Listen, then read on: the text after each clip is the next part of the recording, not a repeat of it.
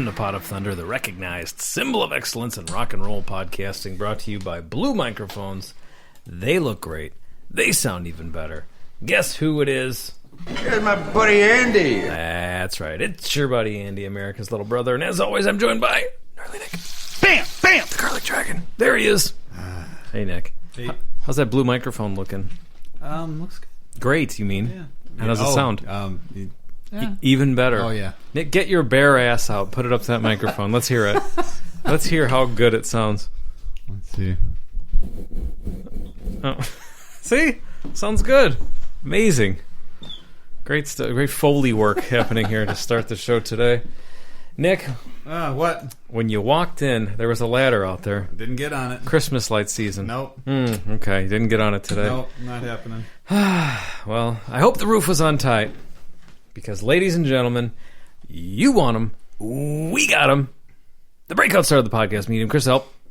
Yeah, you better say my name and say it right, motherfucker. Old school.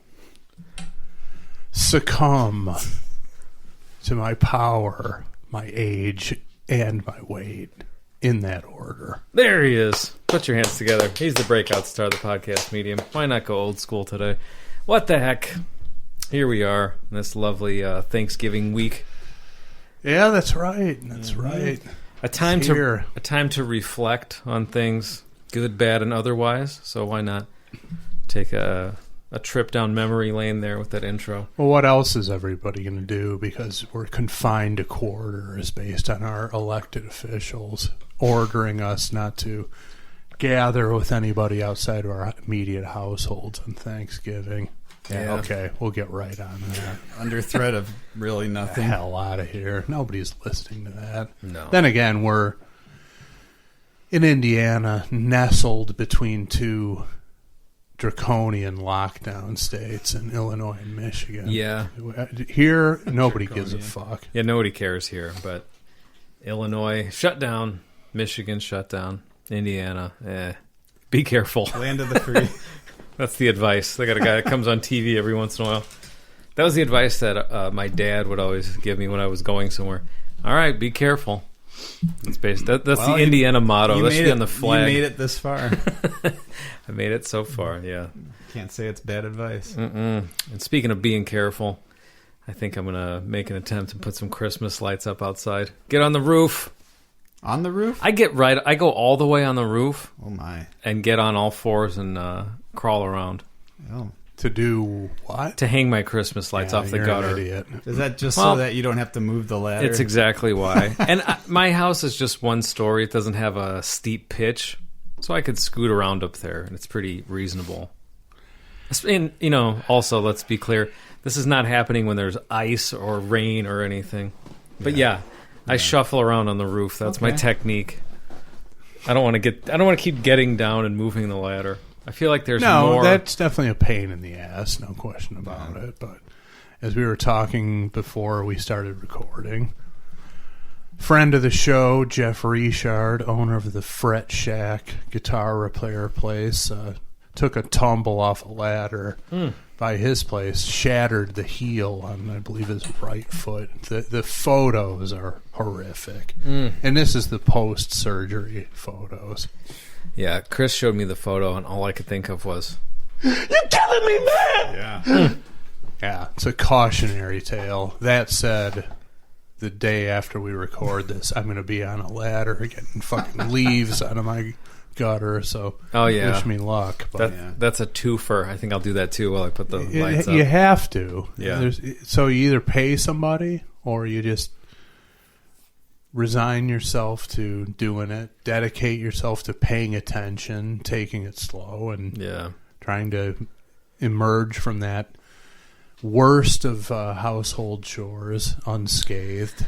The worst part about it for me, we're going to get deep here on cleaning gutters, but the worst part about it for me is that it's not wide enough for the human hand to get in there between like the way the shingle of the roof hangs over the edge a little. Right. So my hands are always bleeding by the end. Or I could wear gloves, but then, that's a whole other thing. Can't grab anything right. Well, I mean, nightmare. You can get some gloves with a tacky surface, which is what I use, but I don't want it. Yeah. you don't want it. No.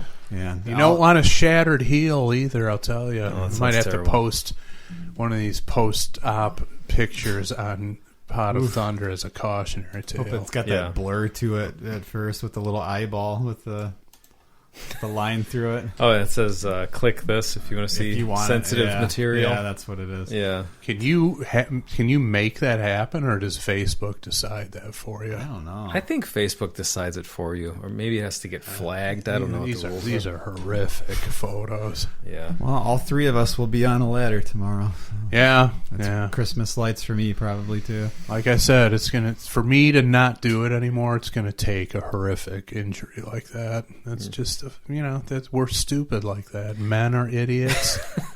What about one of those gutter guard things? You ever tried that that? shit doesn't work. First of all, I tried the stuff with the rolls, the mesh. Yeah. Over Okay. the top? Yeah. Okay. The wet leaves cave that shit in. It's a complete mess. Same with the metal ones. They don't work. And then there's one where it's like a block of foam that goes in the gutter. That one I could, in theory, that seems like it would work. But again, when you get wet leaves, the Yeah. weight of it is going to smash that shit down. Yeah. There's just no way around it.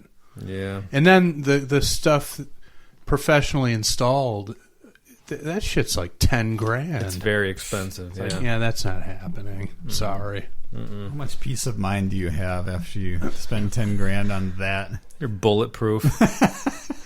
I guess. Even so, I guarantee you, leaves get in there, and it's literally impossible to get them out after that. That's true. You have to call someone to take it apart. And think about it: somebody like me who's so cheap that I get up on the ladder myself rather than hire somebody for like $50 or whatever. I'm going to spend $10,000 to get that shit done. It's not happening ever. Yeah, I mean imagine the confidence that you'd have after acquiring such a Well, thing. that's true. After You'd be- the job is complete, you go strutting into the bullpen luxury sports bar, and as we say, as I've said before, within 30 seconds you'd be having toilet sex with the first female you locked eyes with. No question about it.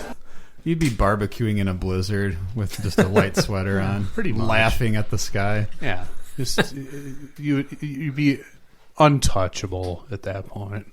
But it comes with a price, $10,000. That's like the guy who does that is the same kind of guy who puts snow tires on his car for the winter. Yeah, I mean, The guy who's on top of it and actually doing these seasonal things you're supposed to be doing instead of just skating through life hoping nothing bad happens, like me. well, like guys everyone. like us, you buy the all-season tire and you just deal with it. And deal with guess it until it pops. Well, but I guess you sacrifice performance. Right. Yeah, okay. Yeah. Yeah. All right. So, speaking of performance, I don't know what that is over there, but I know what month it You is. do know what month it is. I sure do. I hear foil. I know what month it is. Give it to me. Annihilation in 3, 2, 1.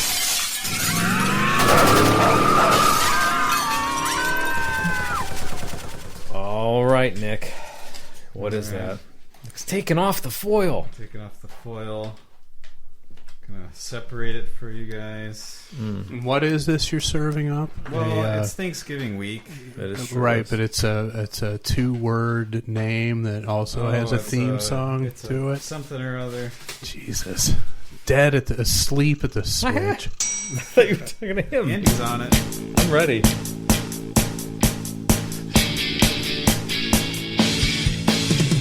Time for a baked treat. Baked treat. I'm seeing pecans, or is it pecans? I I think it depends where you're from. I say pecans, but I think if whatever. you're from here, you say pecans. If you're an asshole, you say All pecans. right, all right. That sounds reasonable to me. You guys both want whipped cream? Of course. Well, All right, son of a gun. What kind of question is Yeah. that? A lot. Look at that. Jesus Christ! Give that to Your brother. That'll kill me. That's a Leningrad cowboy Yeah. job of that whipped cream. I think this one deserves a photo before I eat it. But yeah, so, can you tell us about what we have here now? This is a Jones family favorite. Oh, God. The salted caramel pumpkin pie with fuck. some toasted pecans on the side. Damn. I'm going to have to follow Mr. Jones's advice and be careful before we eat this. Yeah. God damn. Salted caramel. Yeah. Had to make the caramel. Shit, bro. Didn't have caramel sauce. I have it in front of the computer. This is like that scene from Sorry Married and Axe Murderer where the grandpa is yelling at the kid with the big head to move away from the TV. I can't see the screen anymore. Okay. So, thank you, Nick. I'm excited to try this. Oh, good. And it's time to fire up a certain machine. Whose turn is it this week? I think it's my turn. Okay. It's Andy's turn, absolutely. Yeah.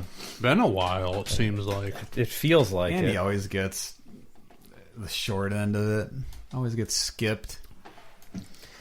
Well, That's because he rolls over for whatever Jericho wants. Stooge's bitch, basically. Oh, it's his 50th birthday? Let him pick whatever he wants. Yeah, okay. yeah. You don't hear Whose me show is this, anyway? So you don't hear me disagreeing about anything you've said. All right, Nick, What? crank it. Yank the knob, Hold Nick. on, let me put out my cigarette. Okay. Like both. Stand by. Let's go over to the Bozo Pewter. Take a big gulp of oxygen.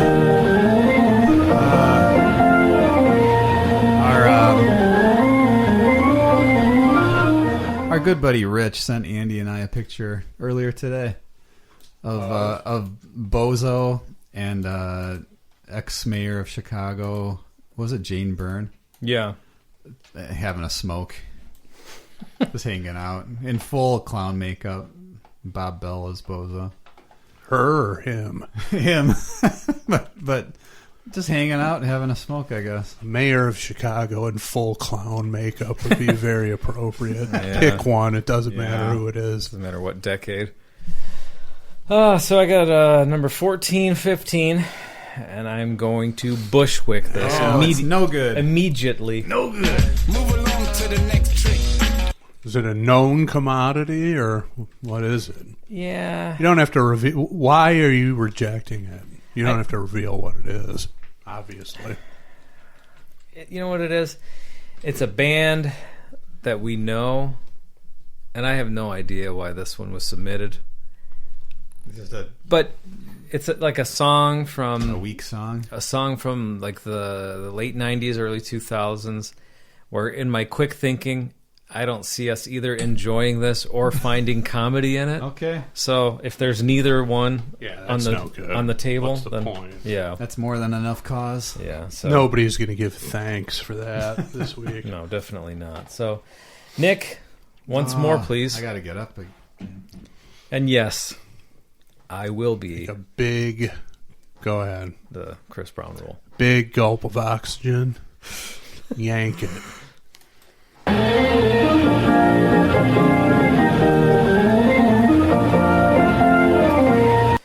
Man, Flight of the Bumblebee never sounded so good.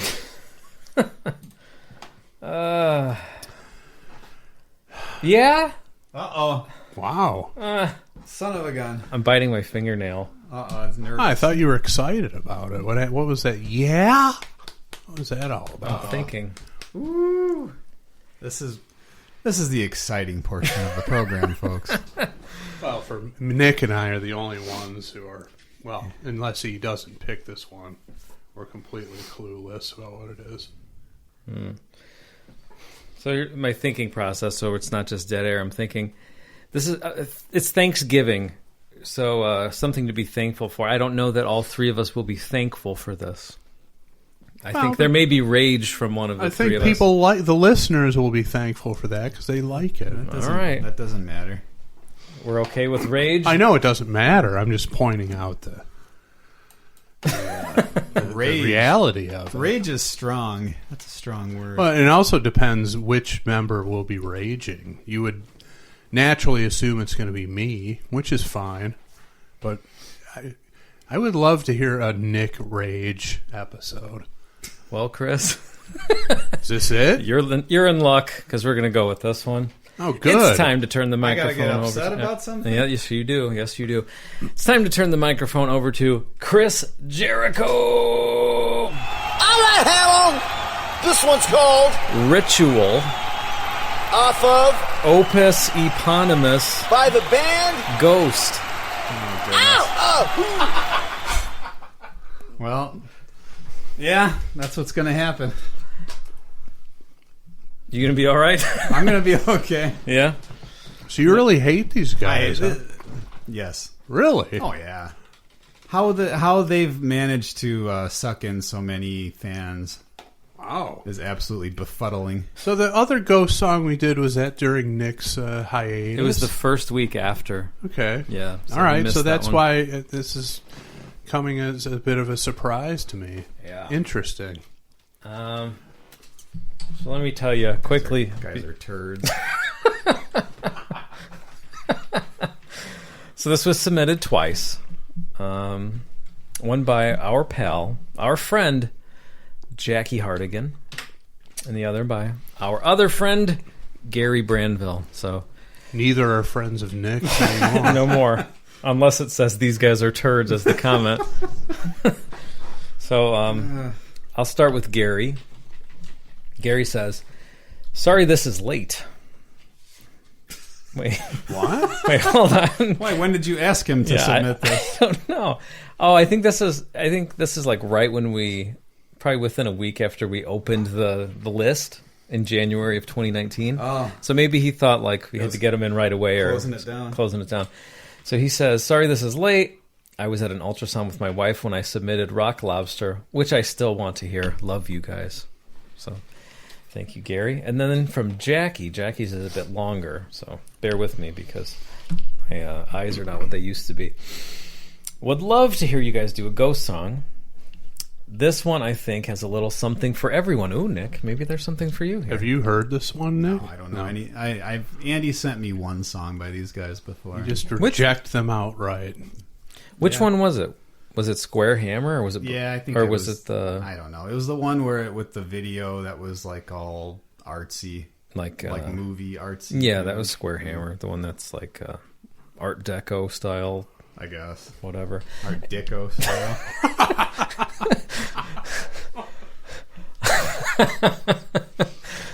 She says they've quickly become one of my favorite bands to emerge in the past 10 years. Nick is just astonished by that revelation. I think they draw a ton of influence from classic bands that we know and love. No, they don't. Like, did she mention it? Well, she says, real or fake Satanism aside, metal or not, Well, quote unquote, it's fake Satanism. Let's just make that clear right off the bat. and But go on. then metal in quotes or not, these guys rock. In my opinion, of course. Let's hear what you all think. You'll hear what we all think. Is that what puts you off a little bit? That whole quasi-Satanist vibe that they put out? Or you just... That doesn't get the foot in the door. That's Well, for sure. it's true, but I was wondering if that was just the entire basis of... Because it's horseshit. It's complete fabricated nonsense to get reactions out of people, and it's worked, obviously, but... I mean, when I went to see them at the Riviera, okay, you go by the merch stand, they got Ghost tote bags, they got Ghost bikinis. This is not the merchandise of a group of Satanists. No, that's how I make that determination. Satanists don't sell tote bags or bikinis with their branding on them. I know everybody's all about making money, but I just don't. That type of Satanism is not threatening to me. No, I agree. I mean, if you look at their merch, just go on their website or whatever, they've got so many. They're on like AC/DC, Iron Maiden, Kiss level with bizarre items like swim trunks and, like you said, swimsuits, whatever. flip flops, like anything you could think of to put their logo on, it exists. So that's definitely true. I know this is track 3 on this album. This is a full-length release, right? It's not that that Pope Star EP is. No, this is the first album, which is a full-length album. Yeah. Hold on, let me pull this whole thing up. Oh, Andrew. So I've actually got this one. Nick is getting agitated over here.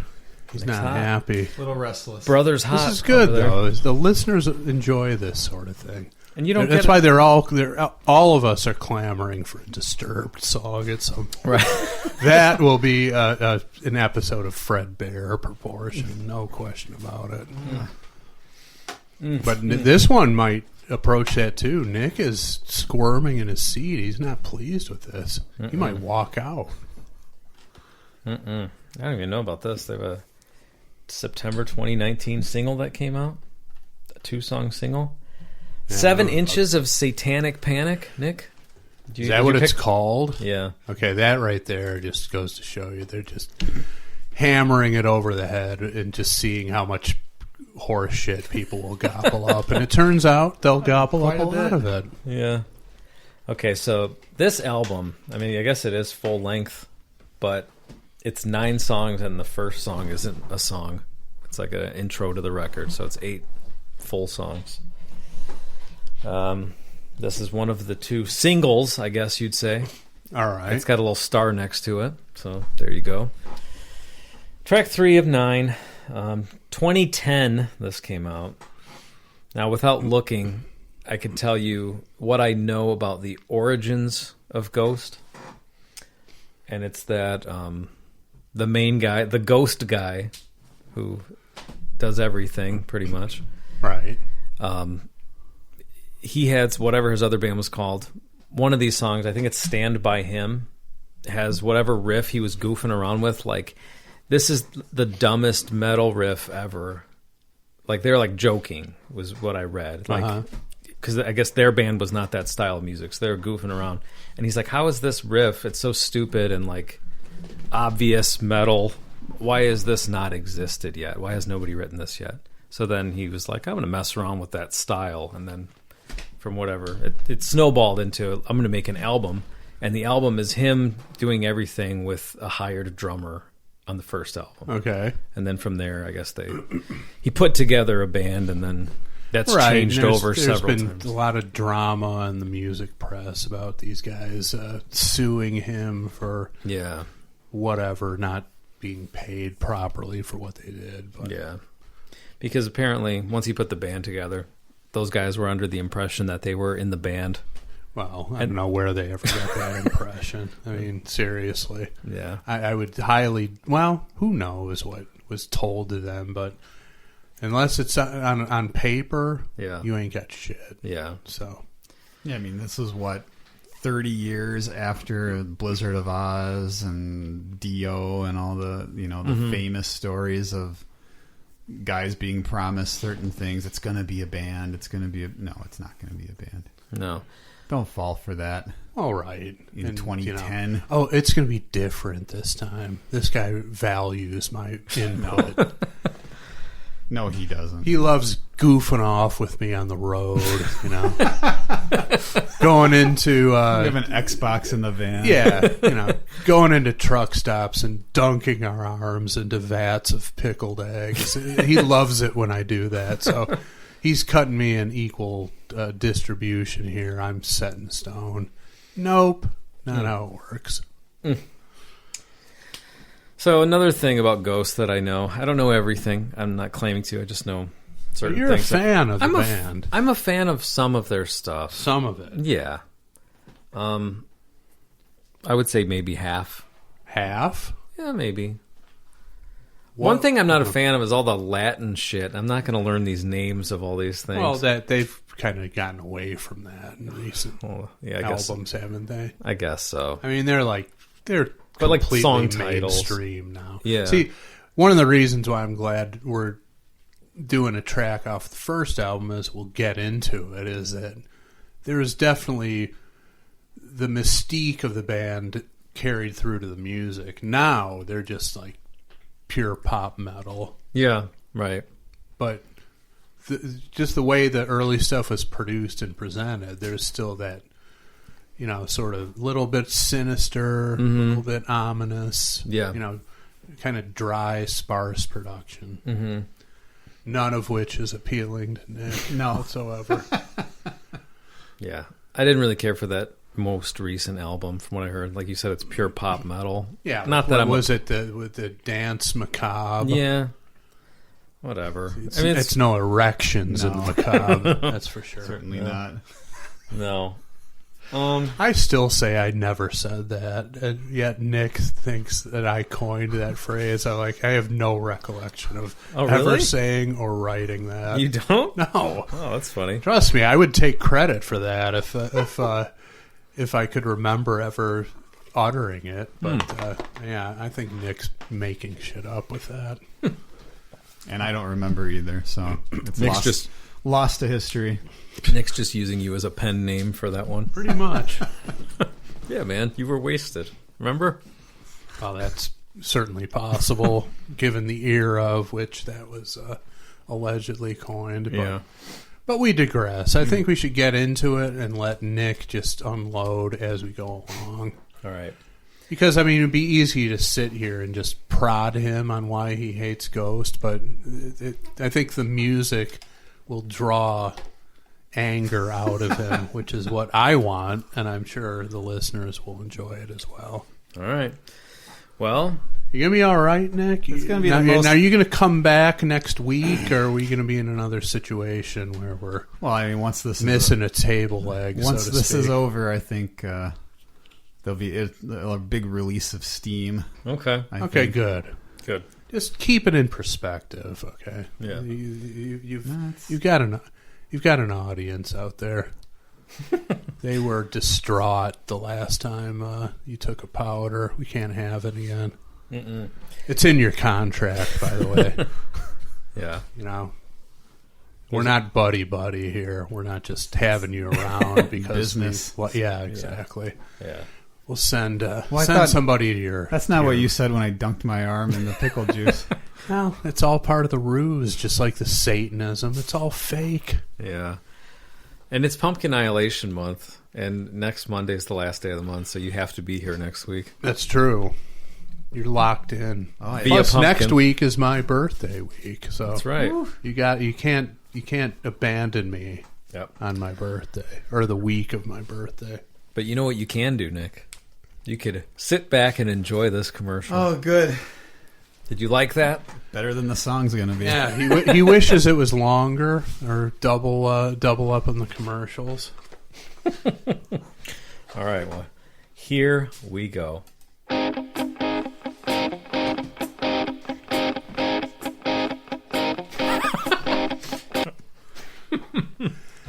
That sounds like something Nick would create, to be honest with you. It's got a Nick-esque intro. It's a Motown kind of a thing so far. Yeah. I just saw Nick's got his elbow on the back of the couch, and as the riff was 2 seconds in, he did a hand flip at the wrist. What is this? Yeah, this is great. The table's being turned. Usually people get this from me. It's not happening tonight. And this caught me by surprise because, again, the last time we did a Ghost song on the show, Nick wasn't here, and we never got a chance to delve into it. I'm caught completely by surprise, though it makes sense of his hatred of this band. Mm-hmm. This is great. Excellent choice, Andy. And Jackie, and who is the other one? Gary. Mm-hmm. They're getting boner stickers. Yes, they are.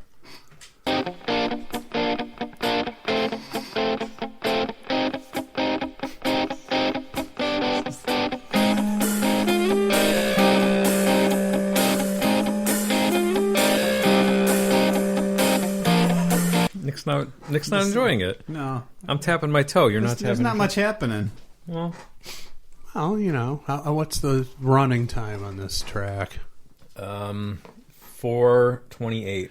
Yeah, they're building up some tension here. the classic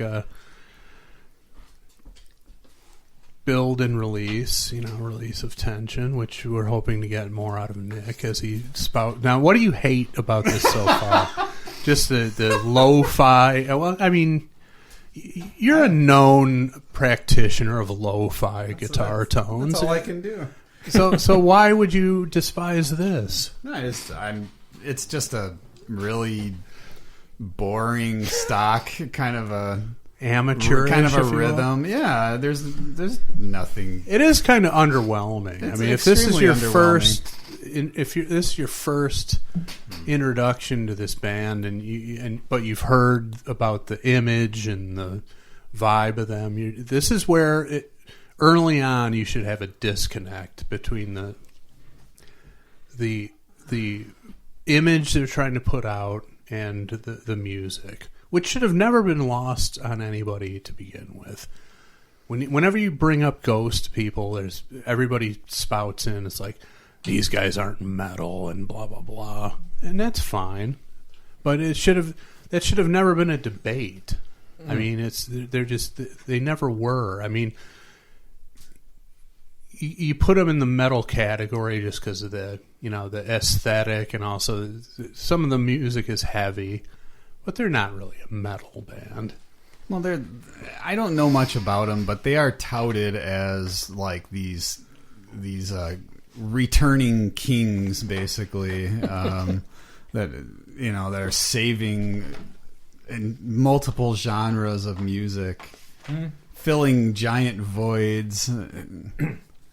Let's get a grip on ourselves, people. But that's all part of the hype machine, and to these guys' credit, they've gotten almost everybody to buy into it. Yeah. On both sides of it, people who love them just go lockstep into whatever they say or do, and the people who hate them can't stop talking about them. That's true. I mean, that's the ideal mix right there. That's why they're as popular as they are. It's really an amazing study in marketing if you think about it. Mm-hmm.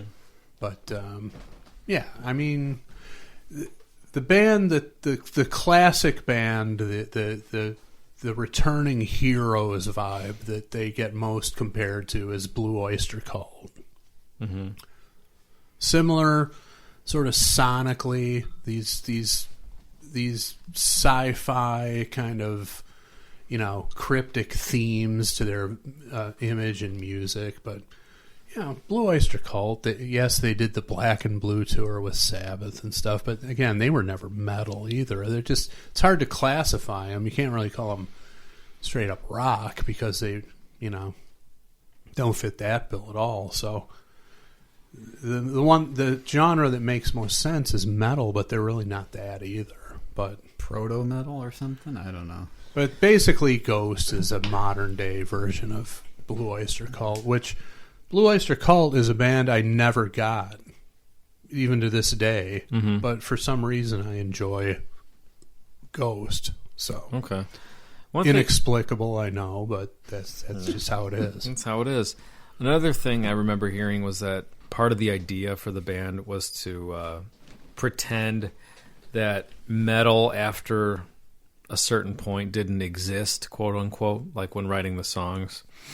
So maybe that makes sense that it's very Blue Oyster culty instead of like Judas Priest or whatever, or even more modern metal.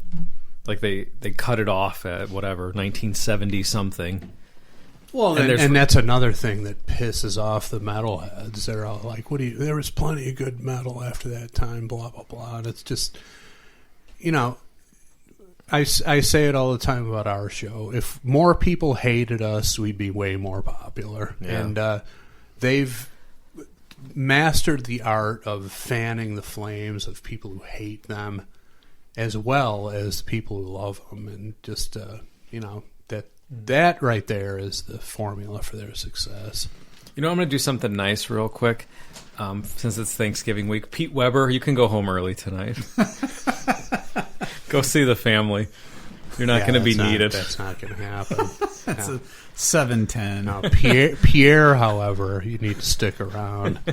Don't log off of your computer. Yeah. You're not going anywhere. Yeah. All right.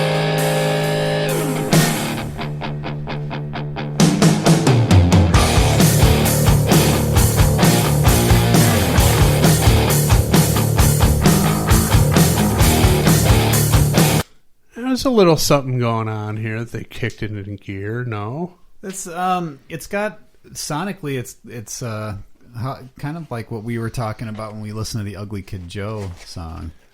The really, really bass heavy. Not necessarily low end, like low end bass, but just the bass guitar kind of as a guitar, very Right. heavy on that. I don't know. What?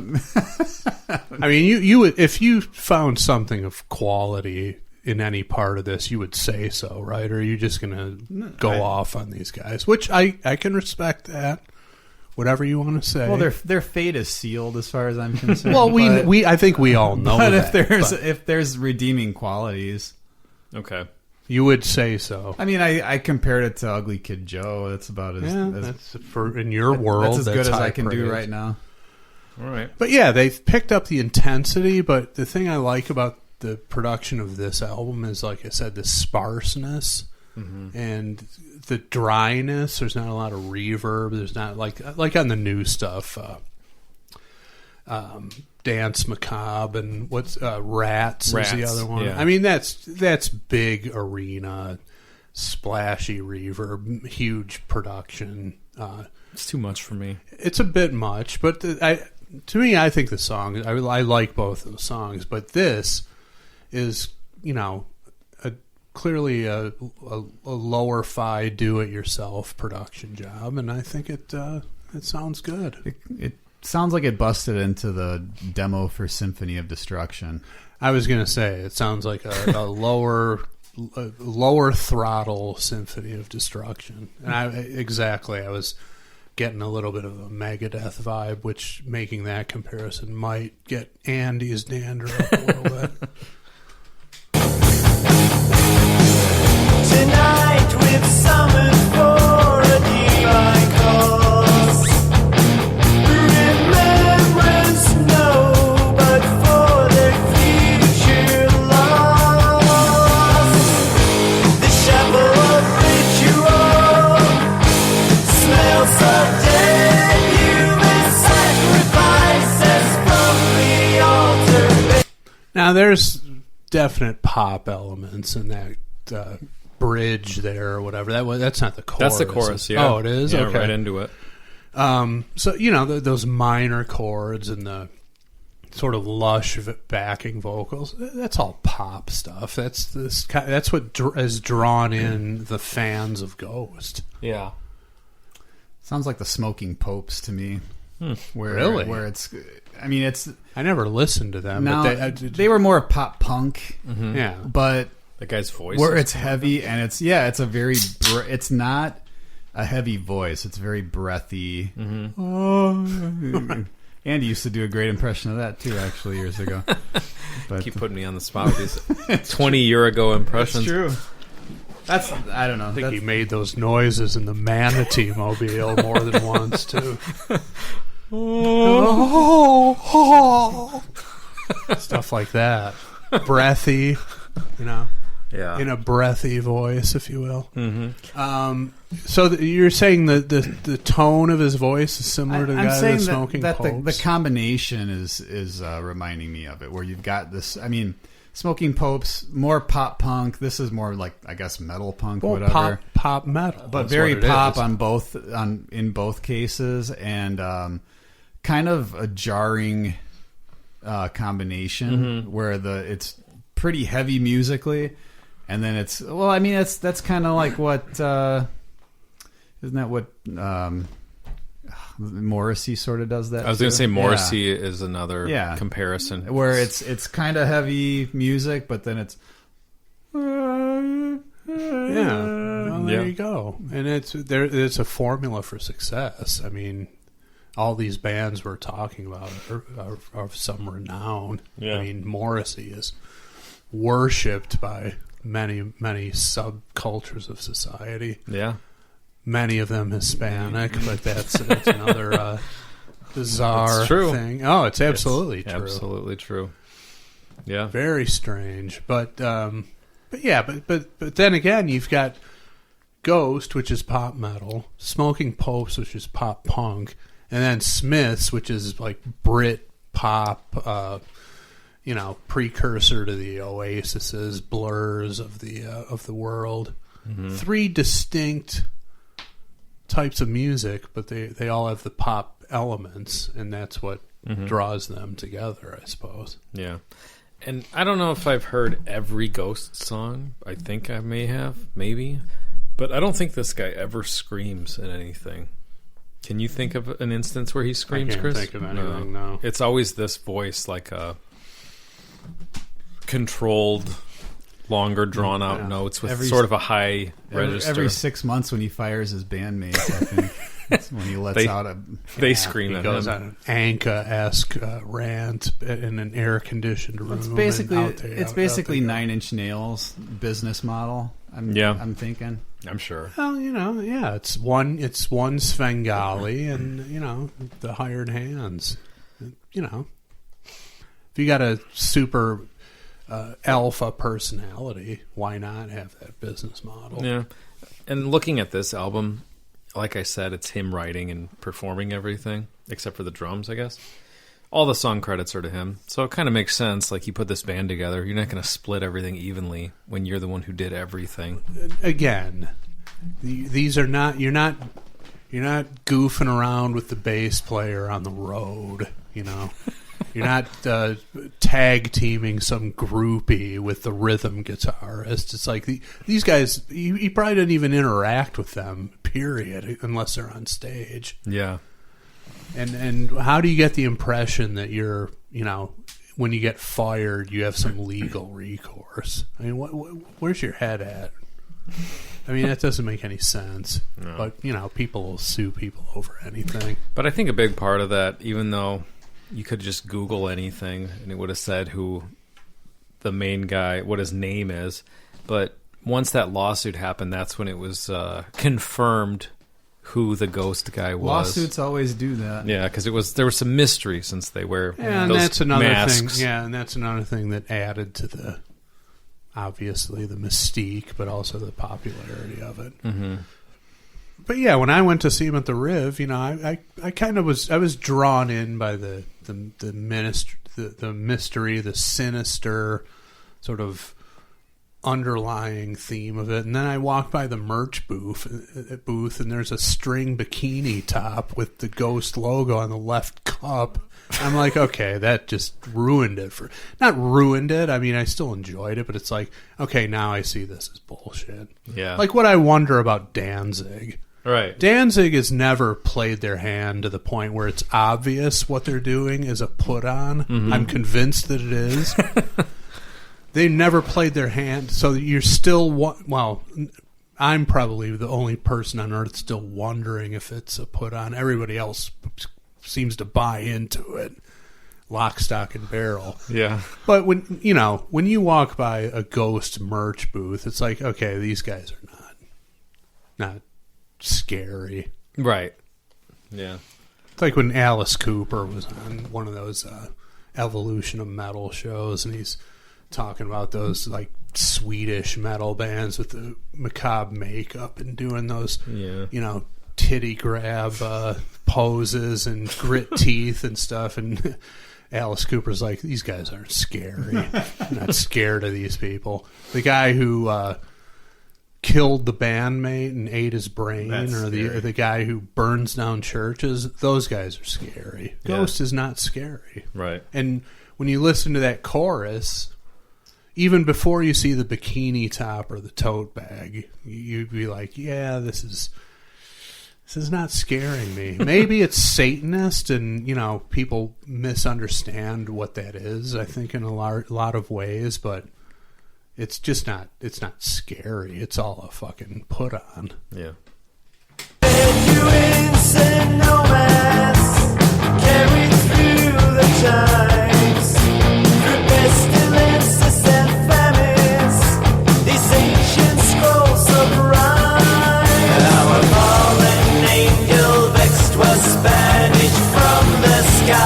Is he holding his nose during this section?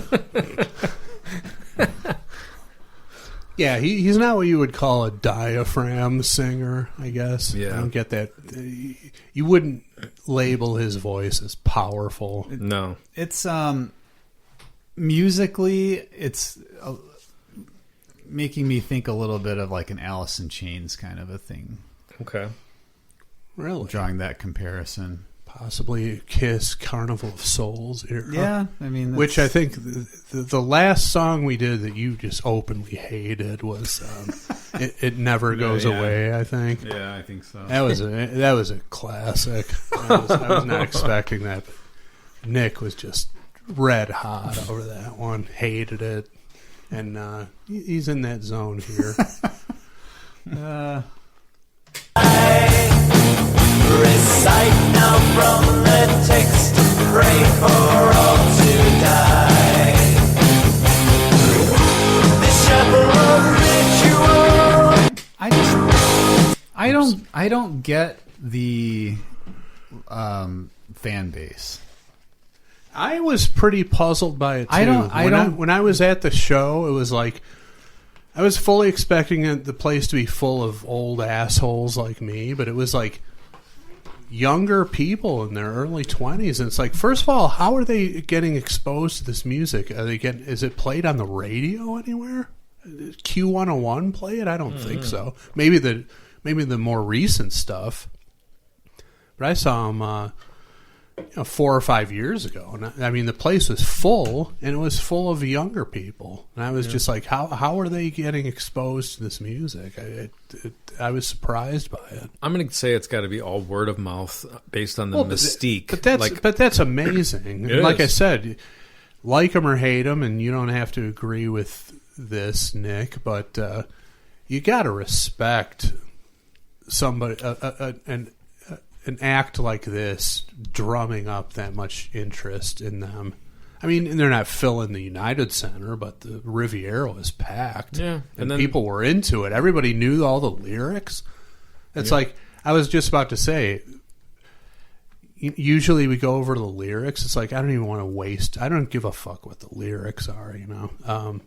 The melody of the vocal draws me in, and I like it, but I don't really think we need. I don't care what the lyrics. He's talking about opening scrolls and stuff. Yeah, it's like Dungeons and Dragons horse shit. You know, that's another thing that draws the nerds of the world in. You know, which is like a Rush kind of appeal, which Rush never struck me as a nerd band until later on in the 80s, and you started to look back. But when I was in high school, it was the Burnouts who liked Rush, you know, the guys with the stringy heavy metal parking lot hairdos that were, you know, between buildings smoking cigarettes between classes. They were all into Rush. So I just thought they were like a stoner band. Mm-hmm. But yeah, that nerd shit just instantly resonates with nerds. They pick up on it immediately, and then they're drawn to it like they're moth to flame. Their nerd-dar is always on. It's true. And you know, that's a great audience to have if you're going to try to start selling collectibles. Yeah, because nerds love to collect. Exactly. And I probably partially fall into that category, but and they go, well, what band did we start this podcast on? I'm not the original. People? I'm not. There's a mirror when I'm pointing and saying this. It's not just me pointing at nerds. But that's what I mean. Like if you have something that's marketable, like what basically, you know, we talked about their mystique and their outfits and stuff. Their art, like their cover art and T-shirt art, like. That's a huge thing. Those guys are cycling designs all the time. There's always something new that they're putting out. Like if you follow them on social media, and they've got the audience that's buying it all because, again, they're collectible nerd types. So, and they do a lot of parody stuff too, like Jaws parody. Like they're, you know, like it's not just all original art. It's like the Ghost logo on something else. Which people are like, oh, that's awesome. I love Jaws and Ghost. I'll get that. So there you go. Well, whatever. whatever floats your sinking boat. Oh, I guess so. Sinking? Okay. Smell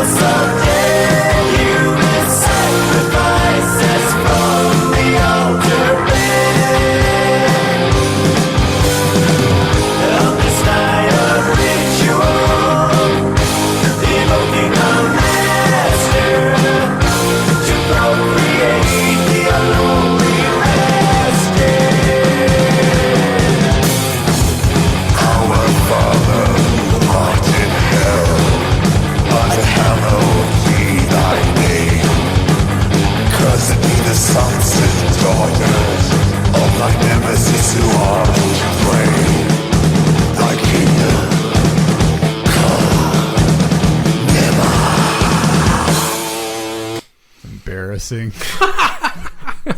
Just stupid asses. You don't like that, huh? That's no good. No, and even if it wasn't a straight up mockery of, stuff that I hold the most sacred, Yeah. it's the weakest shtick. I don't understand how this caught on. If these guys were pulling this kind of stuff with Islam or Buddhism, I still wouldn't like them. Right. So Like it's weak. It's such weak shtick.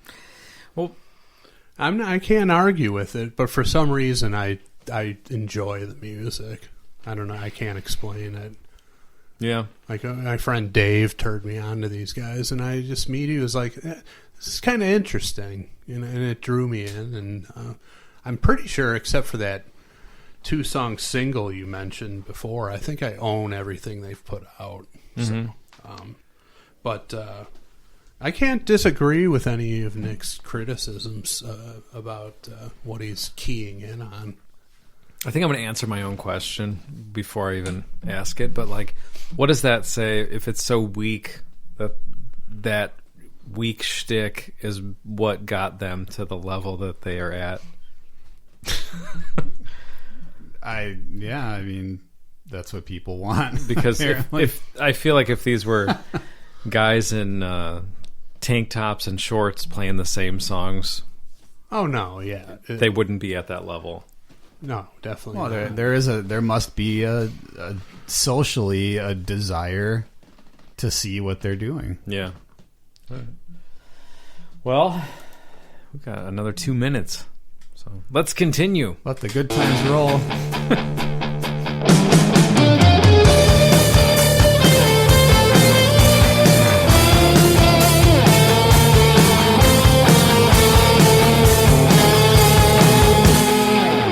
Tonight we summon for his unholy fear. Now celebrate the end. The shuffle of ritual. Plus, you have the Spinal Tap Viv Savage keyboard tone coming in. It just adds to the the kind of the cheese factor. Yet there's people who don't find these guys cheesy at all. I don't see how you could not. It's How there's no camp factor at all. There's got- I can't see how someone would not pick up on that. I mean, maybe I was misreading the crowd, but people in that show were way into it, and I don't think in an ironic way. Mm-hmm. They were just all about it, which surprised me. Like I said, I was like, I just thought these guys were a fringe band, and yeah, they were playing a bigger, decent sized place like the Riviera, but everybody there was into it and was singing along to everything. Mm-hmm. It surprised me. And then they opened for Iron Maiden, didn't they? They did, For a and I big saw tour? them. I On that- saw them on that tour. Yeah, Okay. How was that with that audience? Did they seem to go over yeah, with no, the Iron Maiden yeah, audience? Yeah. Audiences are they don't seem to be as hostile towards opening acts as they were back in the 70s and 80s. I saw some openers get treated very poorly. Yeah. I've never seen that. I've only seen like indifference at worst from the audience. People walking around, going to get stuff. Hardly Yeah. anybody in their seats during the opening act. Yeah, I think just the open hostility towards opening acts has definitely waned, if not gone away completely. Yeah. So I think they do a better job of putting together bills that people are going to like. But Yeah. yeah, I mean, people were obviously filing into the arena when Ghost was playing before Maiden, but I mean, people seemed into it. Yeah. Smells of dead human sacrifices from the altar bed. On this night of ritual, evoking a master to procreate the unholy bastard.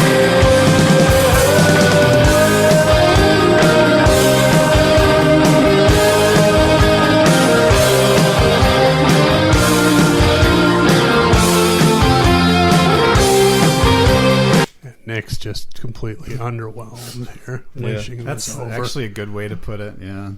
Yeah, and I get it. Nothing's grabbing me at all. And the other thing is the wife of the guy who owns Three Floyds Brewery is a friend of my wife's. Since she's married to Nick, by the way, Nick Floyd. She's sort of second in command over there now.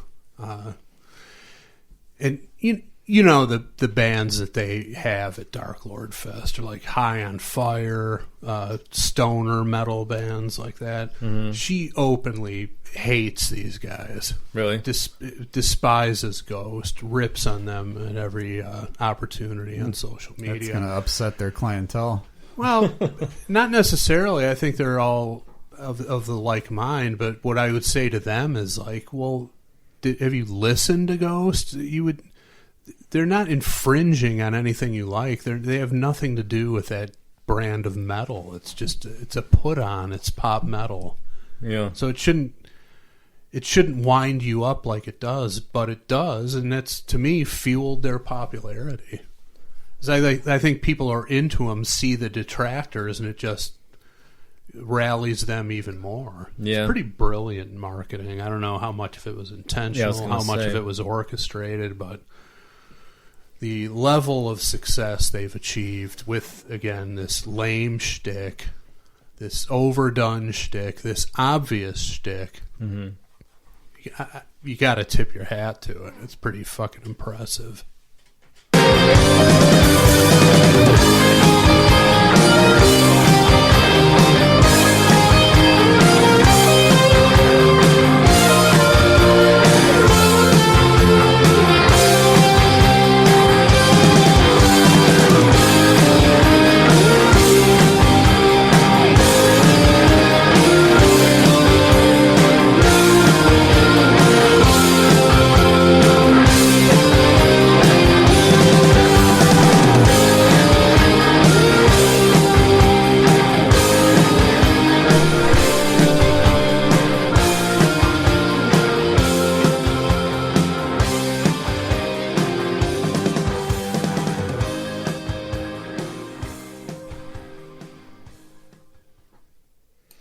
Oh, is that it? That's it. Were you hoping for a false fade out that would come back in at some point? Yeah. Well, there you have it.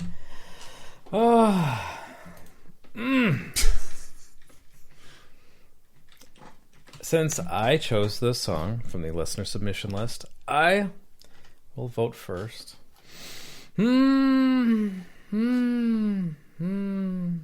Sweet Surrender or Kick in the Crotch. I will give it a Sweet Surrender. It's Sweet Surrender.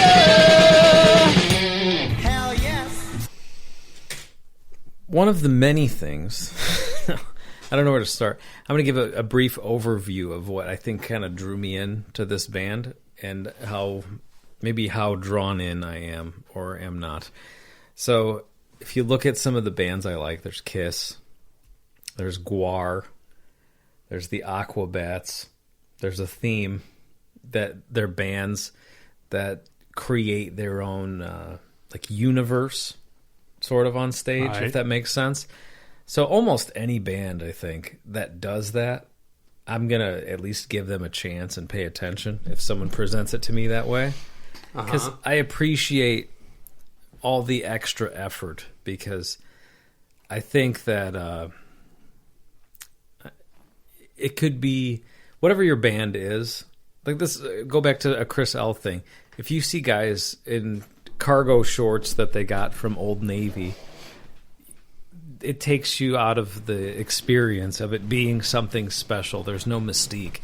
So whether it's like you've got the right look for what you're playing, or you've created this whole other world that you're presenting on stage, when a band does that right, I think the more senses that you experience at the same time, it makes the whole visual presentation almost just as important as what you're hearing. You know what I mean? So like, yeah, right. So if there's like, there's a story going on, like these guys have all their, he's this Pope number whatever, and then the next album he's gone, and there's another guy, but it's really the same guy, but he's got different prosthetics, and there's all this shit where it may or may not be interesting or funny, but I appreciate the effort of putting these stories together and presenting it that way. Well, and you're also a wrestling fan. There you go. Plays into it. It's all about the storylines. It makes sense. And that's kind of seeping into like actual professional sports. People play up the personalities. They try to create a hero and a villain whenever possible because that stuff resonates with people. Right. So that's what drew me in initially with them. But honestly, I like maybe half of their music, and I don't really love... If they didn't have the image that went with it, I wouldn't care as much. I would think, oh, these guys are all right. But I think when you put it all together, I'm like, oh, this is cool. I'm a fan of this because of all the effort of putting it together the way they have and presenting it as a whole package. Yeah? So, anyway, back to this song. I think I like this album, I don't know, maybe the most. Second and fourth albums I don't really care for. First and third I like the most. I don't know where Chris is at with albums with these guys. But I like the whole, like you said, it's kind of lo-fi. There's not a ton of production, but there's, harmony backup vocals where there needs to be. There's keyboards where there needs to be. I like it. It's not a slam dunk. If you said, hey, give me one song by Ghost and try to sell me on them, I probably wouldn't pick this one. But I'm giving it a Sweet Surrender. Who wants to go next? Chris or Nick? How about Chris? We'll save Nick. Yeah, I'm gonna rally around Nick a little bit and give this one a kick to the Pope costume and the genital area. In the crotch! What you just said is exactly how I feel. Of Ghost songs, this is pretty far down on the list of what I think is good from them. The intro was pretty weak. That breakdown with the sinister growling voice was definitely cornballish, ham-fisted, and piece of crap. Okay, the chorus, the music during the chorus is good. It's the sound I like to hear from them. I like the guy's voice mixed with that music. It's intriguing, and the melodies are good. Lyrics, I completely tune them out. I just focus on the melodies, and they're, for the most part, pleasing to me, but this particular song is not one of their better ones, so kicking it. All right. Nick, it's your turn to vote. Kick in the crotch or Sweet Surrender. I'll let you guess. All right. I think you're going to kick it in the crotch. Yes, I am. It's a humiliating kick in the crotch!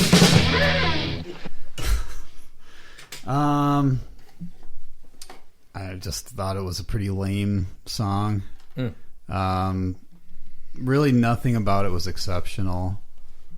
And I don't get why these guys are as massive as they are. I don't understand that at all. It's I think it is pure, it's purely the shtick. Mm-hmm. It's got to be, because I mean, if someone brought this song in on a demo tape, I don't know, would very many record executives be like, yeah, we got to check these guys out? Probably not. I doubt it. It's got to be more of like a I don't know if grassroots would be the right word for it, but it had to be something where they built a following. There was a buzz, and then parlayed it. Yeah, a built-in buzz that they brought with them. Because there was really, I mean, I just don't get the amount of adulation that these guys get. That's fair. Don't get it at all. Well, like I said, when I was there, baffling. When I was there at the show, it surprised me. The headline show, the Maiden show was, they were the opening band, and people liked them, but it wasn't. People didn't go out of their way to show up in time to see Ghost. They were, there to see Maiden, and they enjoyed Ghost. But their headlining show, I was really surprised at how into it everybody there was. And Yeah, I don't know. I don't get it. Obviously, the presentation doesn't help me in my case. Yeah. You don't like that, or was it? I don't go for that shit. No, There you go. no, not Nick at all. doesn't go for that. I don't. No. No, because it's an absolutely. It's not even. I know Chris was saying earlier it's fake Satanism, and that may be that they don't actually participate and stuff like that, but portraying it and having it be a direct mockery. That's my understanding of that's something that actually occurs in Satanism. I'm not saying that I have delved that deeply into what goes on, but the mockery of the mass is a big thing that happens in actual Satanism. And I think that's a big part Sure, of it it. might be fake Satanism, but that's kind of like right, to even conjure up that sort of thing is No, I've never. there's actual Satanism, I would say, going on. Whether they label themselves as such.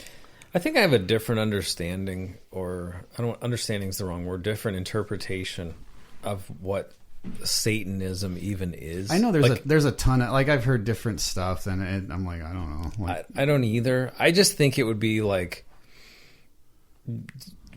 celebrating true evil, like Chris was talking about. Is it Mayhem where the guy killed the other guy? That's another level. I just feel like when it's like, oh, I'm gonna have. My band is going to have a demon as the logo. I just think it's like, oh yeah, because it's supposed to sound tough and it's supposed to be scary. I don't think of that as being legit Satanism. Well, this is a bit different though. It is. No, it is. This is a bit more what actually there are black masses that happen. Okay. And whether this is I don't know where you draw the line. I honestly don't. We're actually doing it or we're simulating. We're simulating. Yeah, I mean, it's right, but either way, it's unacceptable to you, and I can understand that. But I mean, he's coming out in a fucking Pope costume. Yeah. Dio didn't do that. Dio, you flip the Dio logo over, it says devil. Everybody sees it. Mm-hmm. The cover of his first solo album, he's sending a priest to the bottom of the nearest body of water with some sinister being holding the chain, but you never really that actually think he's an evil guy. He's a cannibal or he's burning down churches or any of that stuff. I mean that Dio album cover, sure, controversial, whatever, but actually there's a story that you can kind of get in your mind when you see that. Mm-hmm. It's not just kind of like a cheap mockery of something. Because I've never seen Ghost live, but from what I understand, like you said, he's dressed in a Pope costume. He's walking around with an incense thing. Yeah, I mean, it's like mass. I don't know if it goes as far as to being. Well, I don't think mass. But I don't think they're actually doing the types of. I don't think they're going all the way with it. Of course. Yeah. But I mean.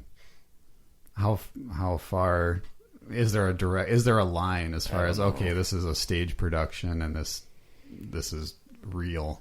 Yeah, I don't know, but I'm kind of with you on some of these things though, plus it's not clever. That's what and that again, it's definitely not even that. if I put all my beliefs aside, it's still not. I don't think it wouldn't do anything for me. It's not clever. I don't know. I mean, there's a bit of campiness, which I didn't really know about before listening to the song and kind of hearing you guys talk about it. There is some campiness. There definitely is. Yeah. But it's just I don't know. And and Andy said, yeah, they made up these stories and these different characters, sure, but it's just on what it is. It's that's right. And it's too easy. It's too obvious. It's like we're going to piss off people who are religious and are Christians or whatever whatever you want to do, we're going to piss those people off. People have been pissing them off for decades, and they're obviously easily pissed off because it continues to be something that bands like this hang their hat on. Mm-hmm. And he's right. Nick's right. It's certainly not original, and it's not clever, and it's not subversive in any way. Yeah. But for me, it's just something about the sonics of their music draws me in. Yeah. That's a shtick I could give a fuck about. You're a Carnival of Souls guy, right? I mean, Little. like with this dry. I'm like kind of Andy with thing. Ghost. I like half of Carnival of Souls. Okay. Yeah. And part of it is the sonics of it, like that really dry, sparse production. It draws me in, and it's interesting to me. I also find Limp Bizkit music interesting, so there you go. There's no rhyme or reason to it. It's just something about this is interesting and unique sonically. The whole shtick is completely overdone, and I could give a shit about it. Yeah. But the music itself, up until the last album, where and I like it, but it's definitely gone way into the mainstream, overproduced, draw in the casual fan kind of vibe to it. And, I looked up their chart positions. Each album higher up. Yeah. So there you go. There's something you to it. asked me which I like the most. I would have to say album 3 that's got Cerise and From the Pinnacle of the Pit and stuff like that. That's the best one. I think that's the sweet spot of the sort of sinister vibe of the first album, but being a little more fully formed, and then they kind of crossed over on the 4th album. So yeah, that just reminded me because I have that third one, which I don't know why the name is escaping me. well, now. they have weird names to their albums, and then there's that Pope Star EP, right, with the covers and Square Hammer. And I remember that week the first week when Nick wasn't here and we did that one, I took it out just so we could look at the cover, and I left it on this shelf for a day or two, went to work or whatever. When I came back from work, my cat threw up all over it. So, remember you told me. Yeah, so there you go. You go high five Batman right now. And I think he threw up like as soon as I left for work, and I didn't get to see it until like 10 hours later. So it seeped in, and it's ruined. I mean, the album works, but the cover's wavy that and doesn't go away. stained brown, and so he's on Team Nick apparently. And Chris in this episode. Yeah. Last thing I was going to say, you mentioned like, there's some campiness to them. I wouldn't give you this assignment or expect you to watch it, but when they're doing that whole build up of like who the new front man is, when he like changes his whole look. Those videos they were putting out on social media, they're like borderline comedy skits. Like you could tell they're being idiots. Mm-hmm. So I mean, there's it's not supposed to be like a horror movie kind of thing or whatever. It's definite camp. Oh, for sure. Yeah. But that's the thing. I don't follow them on social media, and all that stuff's completely lost on me. I judge it completely based on the music. Yeah. And like I said, what drew me in about this was the sparseness of it. There was something not overt, not dangerous, but there's like kind of a sinister, very low-level evil vibe to it that I found kind of appealing. I will say the show that they did, they toward the end of the show, they did an acoustic set. I walked out at that point. That was enough. It's like I don't this. It's a bit pretentious. Yeah, and I'm like, this is not what I came here to see. I enjoyed the show up to that point, but when they busted out the acoustics and got up in the front of the stage like fucking Bon Jovi like doing "Wanted Dead or Alive," I'm like, I'm out of here. That's like the end of Rockstar, where he looks like Eddie Vedder and he's playing a coffee Exactly house. right. Yeah. It's like I'm going to beat the Rush and get the hell out of here now. Do you know what they were doing? Or I have no idea. No. As soon as they came out with the acoustics, I'm like, we're out. Let's go. Time to go. That was completely. That was stupid. So. Yeah. All right. Well, if you disagree with us, we're sorry. I'm not sorry. That's just the fucking way it is. Well, maybe it's someone who disagrees with me. Well, then they should be Then sorry. they should be sorry. Wait, no. No. Someone who disagrees with you. Yes. Yeah. Okay. You know what? Again, That took a lot out of me. it did. I was debating not choosing it because I didn't want to put you through that, but I thought... Like I belly flopped off the ladder. Well, we made it through, and we got our ghost episode with Nick out, which is something I've kind of... I don't want to say looked forward to, but I was curious to have that conversation. Again, earlier I was saying it's Thanksgiving week. It's a time to be thankful. It's a time to look back. It's a time to remember this moment. Hi guys, this is Paul Anka, and you're listening to one of my favorite hangout places, Pot of Thunder. Stay tuned and don't miss it daily. They got it down and they do it my way. Anka, check it out. That guy's the best. We haven't played that in a while. Still unbelievable. Unbelievable that he took a moment to say that. You know what else is unbelievable, Nick? I can only guess. This next moment of advertisements. Oh, good. It's a loud chair. I think I need some kind of... maybe we can get a chair deal. Blue microphones guy? Know a chair guy? Blue chair. Looks great. Sounds even louder than this. All right. We're back. Did you like that? Oh, man. You buying that? Did I? Black Friday. Yeah. You getting it? I'll be going to the outlet store for that. That's where you're going to go. Get that. Get what? Whatever that commercial was. Oh, yeah. Nick's buying it for Black Friday. Heading up to Michigan City to the outlet store.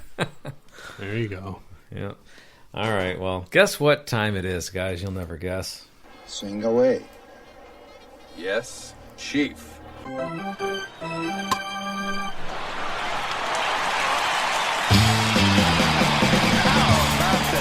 How about it? You know, it's yard season. I sent you guys a picture today. I was at Target. Oh, that's right. They had the Yardo Twix and the Yardo Snickers.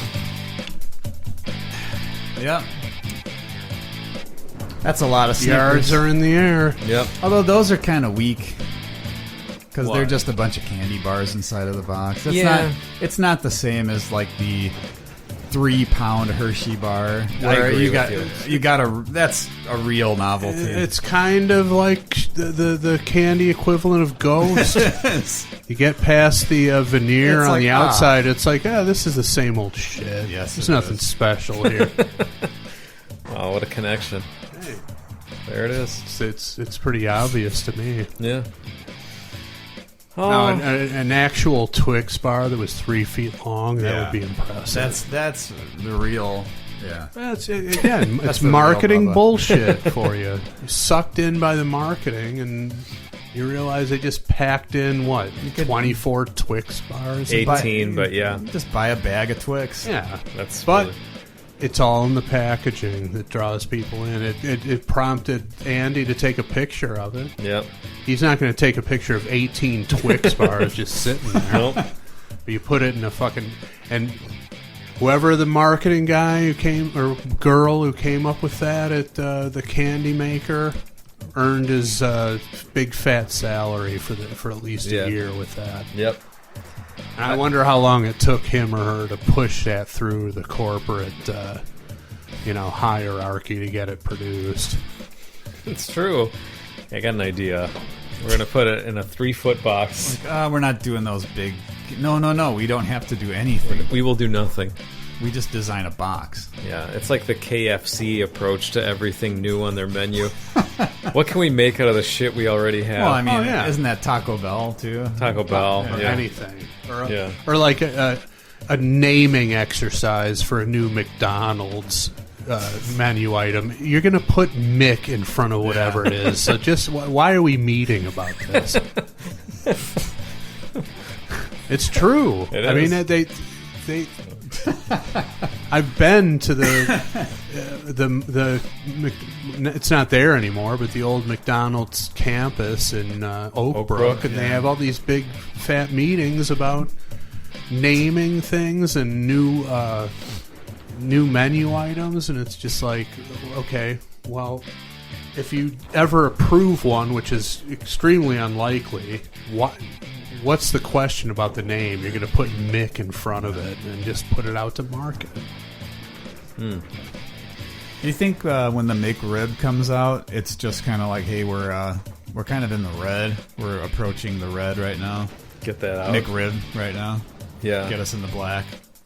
I mean, Could be. It's coming out. It's coming out on my birthday, by the way. Is it? Yeah. Is that a good sandwich? I've never had one to this day. It's my wife and my sister-in-law love them. Really? I just a little underwhelming for me. Plus, it's like any other fast food thing. It's fucking tiny compared to when it first came out. Yeah. I mean, we talked about this before, mostly about like Hostess things, the Twinkies and the cupcakes, but every year they just get a little bit smaller because, again, here's a fucking marketing guy.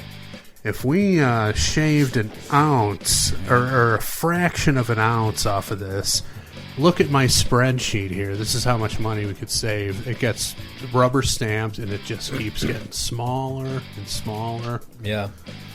Not that it matters as much, but when I look at the fork you have over there, that's what I think. How they cut those pieces out of the handle. That's got to be like, we're going to save 8% of plastic per fork. Is this from KFC? It is. So it's not even a spoon anymore. No. Like the spork is straight fork at this point. Like, because it flared out.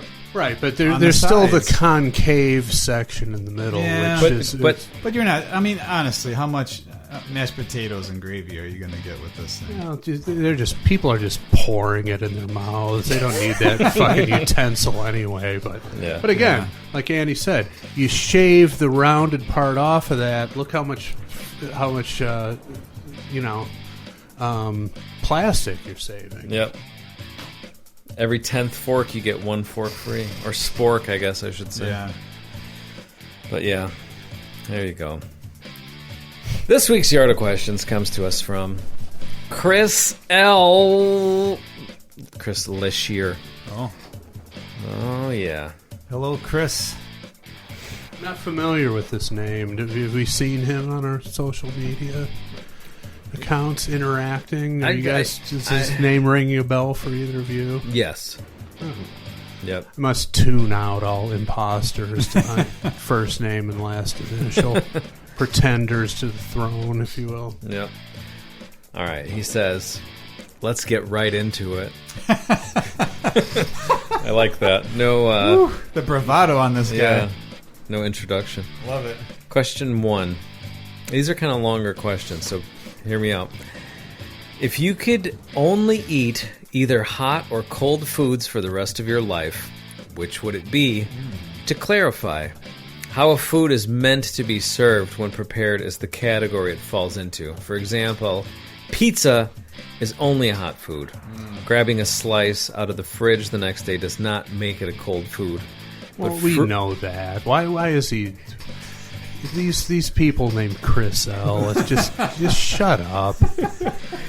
Running your mouth for the sake of doing it. That's what people with the first name Chris and the last name initial do. Last initial L do. Yeah. He says, but fruits and veggies can go either way. A fresh apple is cold. Apple pie is hot. So...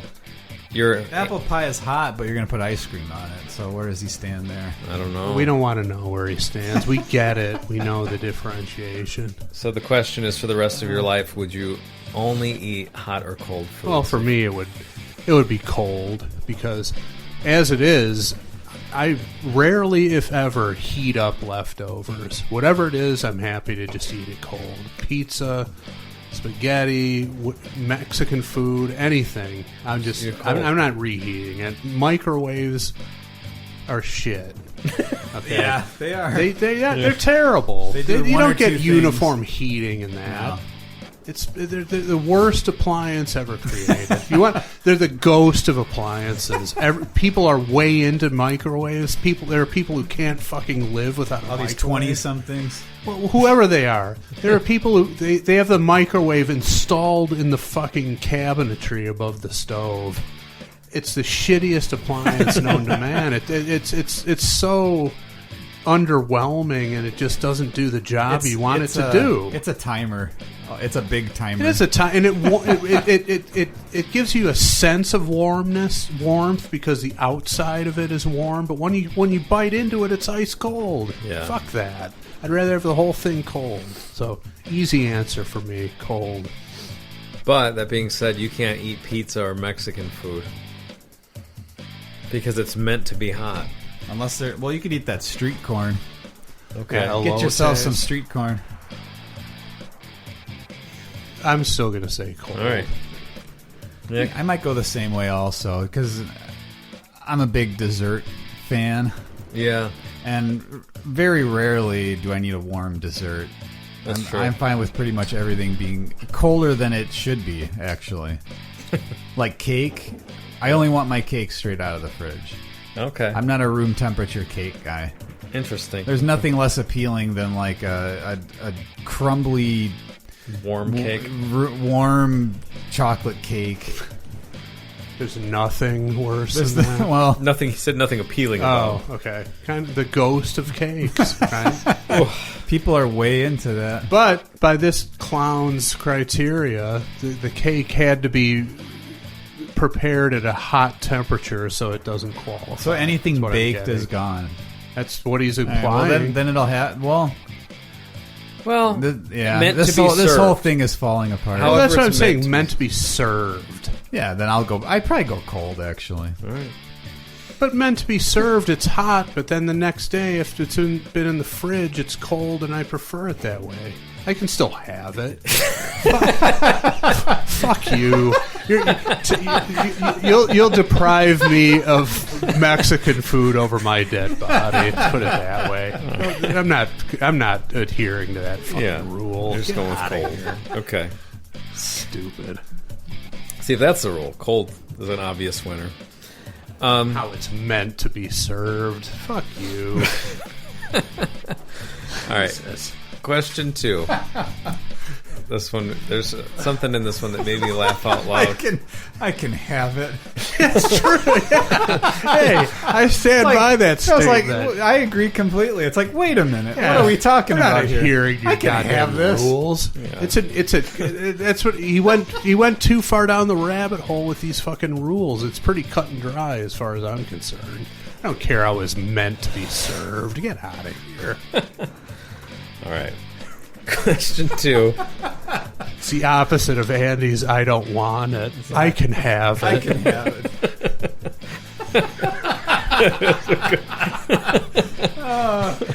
Like, wait a minute, who's this grown man telling me, a grown man, that I can't have this food? Wait a minute. You had me going for a minute there. I have my own podcast. I can do whatever the fuck I want. There you go. I can have it. I can have it. It might have to be a new show. I hope so. I agree. With a picture of like a to-go box opened up with some cold leftovers in it. I would wear that. You'll get asked about that shirt everywhere you go. Yeah. Agreed.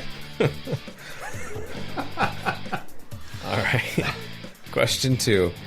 Since we all cared about our aesthetics at some point in our lives, notwithstanding flip-flop wearers. Wow. When you were in your prime, 20s and 30s, would you rather be stronger than you looked or look stronger than you really are? So basically, a skinny or fat powerhouse or a jacked up pussy. Wow. I'd have preferred to be a skinny powerhouse. Yeah? That would have been my ideal mixture there. Okay. Jacked up pussy is not something anybody wants to be. I would have gone with that one if someone asked me. Really? I don't need real strength or anything. I'm not doing work. Yeah, but It's all for show. Yeah. There's validity to that opinion, I guess. I don't agree with it, but well, what would you pick? I'd go with what you said, basically. Skinny or fat powerhouse? Skinny powerhouse? Sure. Can I just go in between, just kind of like a normal looking dude? Okay, but you can't be nothing. You can't be defined, I think is what he's saying. Yeah, you nothing that's extraordinary. Yeah. Okay.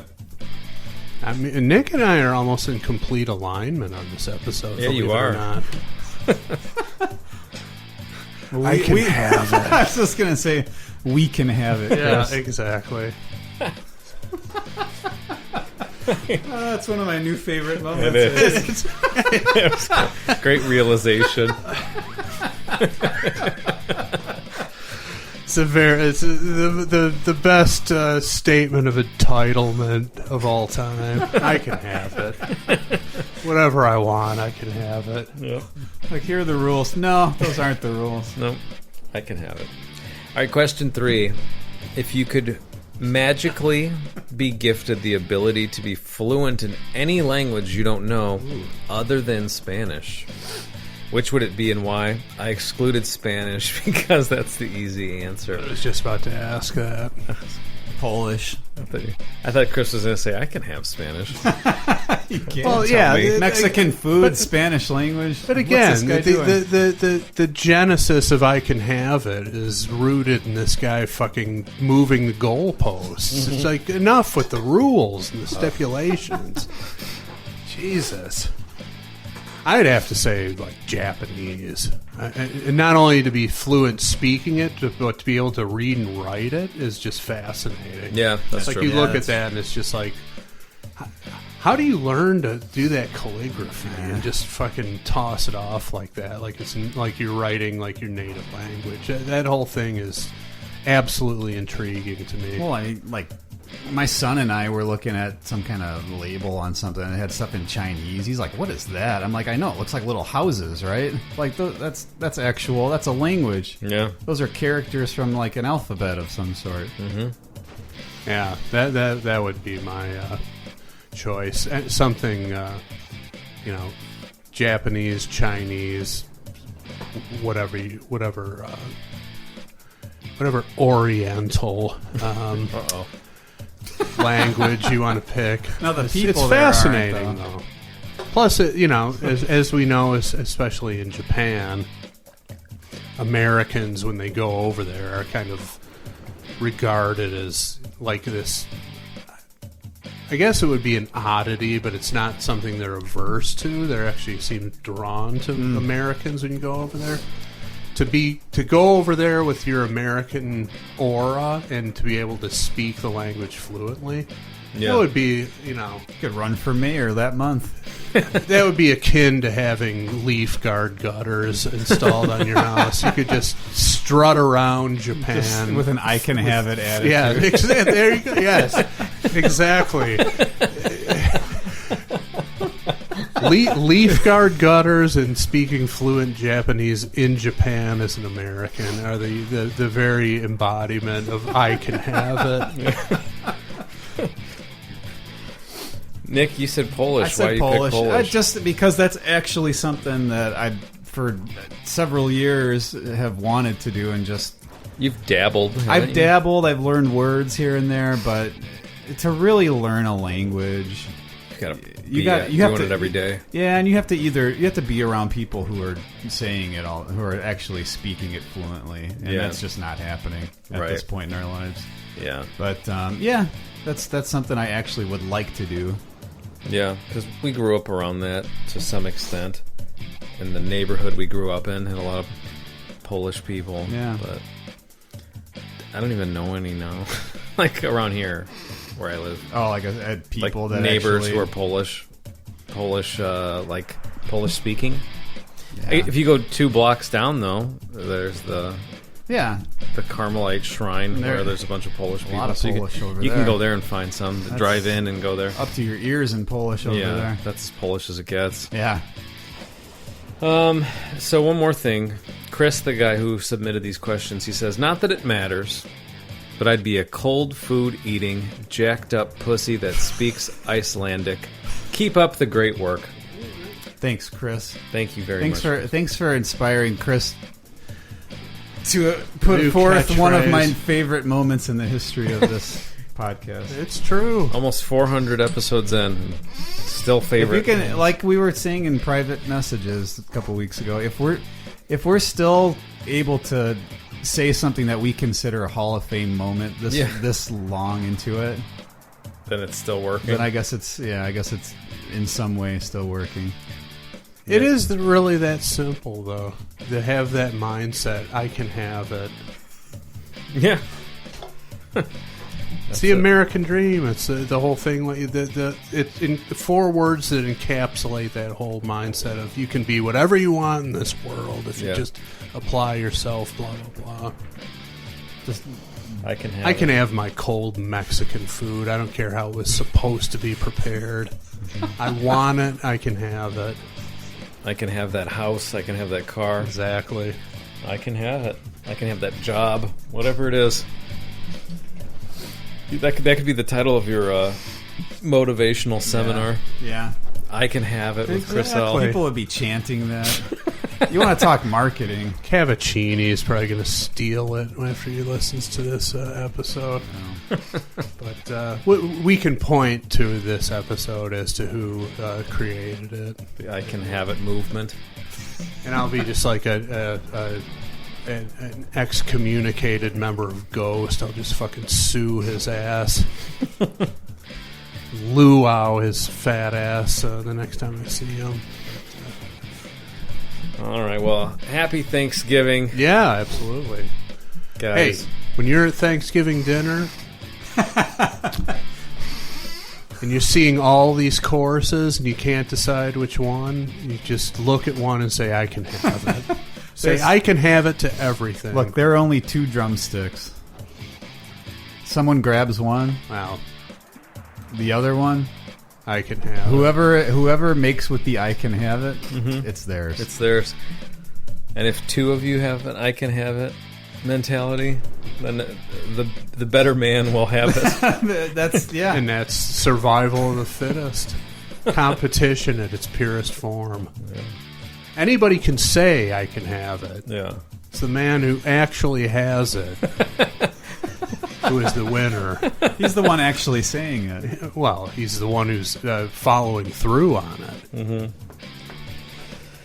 All right. Well, thank you to Jackie and Gary. Thank you to Chris sending in the Yardo questions.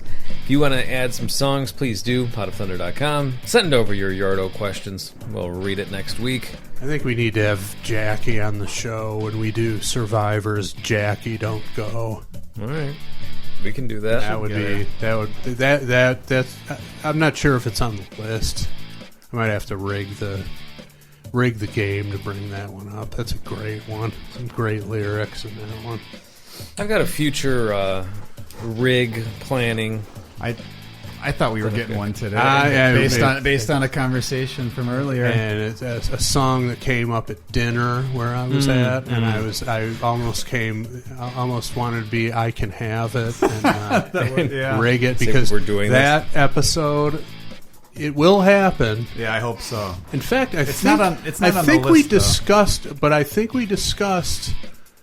possibly doing it for our milestone 400th episode. How far away are we from that? I think this 11. Yeah. I think this is 389. Okay. Yeah. That will be an evisceration that takes the Fred Bear evisceration to the next level. Okay, that's perfect. I like that. That'll be that should be 400. I think we actually discussed. I don't think we may not have discussed it specifically about 400, but I think we did casually talk about doing that for a milestone episode. I think we should do it for 400. Great, I love it. That will be a destruction. Just listening to it earlier, I was just I could feel my blood pressure rising, and just absolute garbage, just unbelievable. Yes, I think let's establish. I agree with that. Plus, now the countdown begins. We can build it up. Nobody knows what it is. Nope. But it's not on the list. Nobody's thought of it yet. It'll be worth it. And everybody knows especially when we go into our own definition of one of the phrases used that you reminded me of earlier. Absolutely hilarious. So look forward to that. And there's your teaser for holiday week. Yeah. All right. Well, thank you. We will be back next week. And you've got 3 days. Ask Nick for the recipe. The workman The door, baby, sweating I bleed. Gonna go see mama, girl, you got what I need. You know the way to make me feel real good. Give it to me, sugar, like only you could. Bring it here, mama. I'm gonna eat a plate of titty sauce can. Titty sauce can. Fix me a big old dish of titty sauce can. Titty sauce can. Titty sauce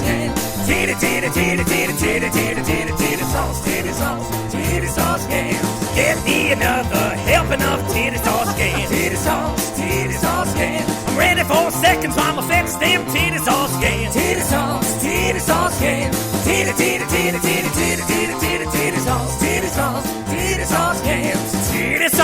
Titty sauce cans, baby, titty sauce cans, sugar titty sauce cans, mama. Titty sauce cans. Yeah, that's the same exact. Oh, sorry. That's the same exact keyboard tone as the theme music for Everybody Loves Raymond. Exactly sonically the same. That's funny.